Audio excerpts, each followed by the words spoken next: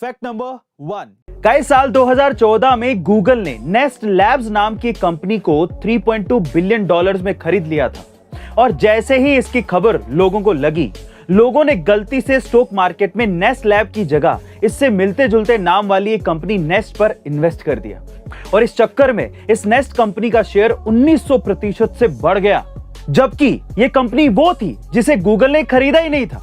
जब लोगों को नेस्ट की सच्चाई पता लगी तो इस कंपनी का स्टॉक पूरी तरह से क्रैश हो गया, जिससे कई लोगों को भारी नुकसान हुआ।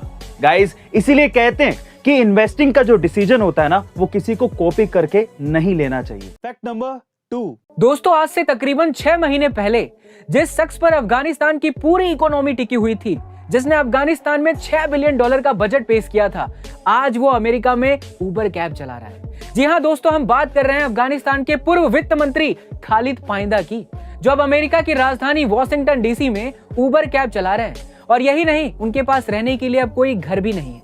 बावजूद इसके मन में इतना सुकून है उनके कि वो अपने परिवार के पास रह पा रहे हैं। दरअसल अफगानिस्तान में तालिबान हमले के बाद तालिबानी लोगों के बीच रहना खतरे से खाली नहीं था और इसी वजह से कई अफगानी लोग अपना घर छोड़कर दूसरे देशों में जाकर बस गए, जिससे कई लोगों की जिंदगी बदल गई थी।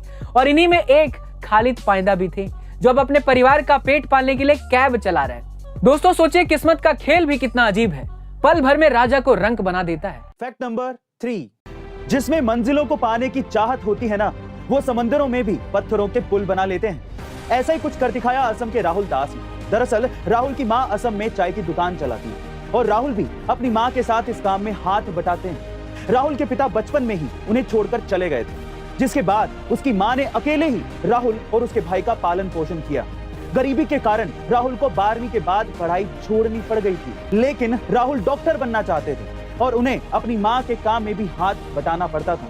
इसी वजह से राहुल ने पढ़ाई के बीच में खुद ही चाय बनाने का काम किया, लेकिन ये कठिन परिस्थितियां भी राहुल को रोक नहीं पाई और आखिरकार इन सब परेशानियों को पीछे छोड़ते हुए राहुल ने नीट परीक्षा को पास करके दिल्ली एम्स में सिलेक्शन करवा लिया। गाइस, अगर आप में सही लगन और ईमानदारी है तो कोई भी आपको अपनी मंजिल को पाने से रोक नहीं सकता। Fact number 4। गाइस, क्या आप जानते हैं कि रेड बुल कोई एनर्जी ड्रिंक नहीं है, बल्कि वो सिर्फ एक मार्केटिंग कंपनी है जो कि हर साल करोड़ों एनर्जी ड्रिंक्स को सिर्फ बेचती है।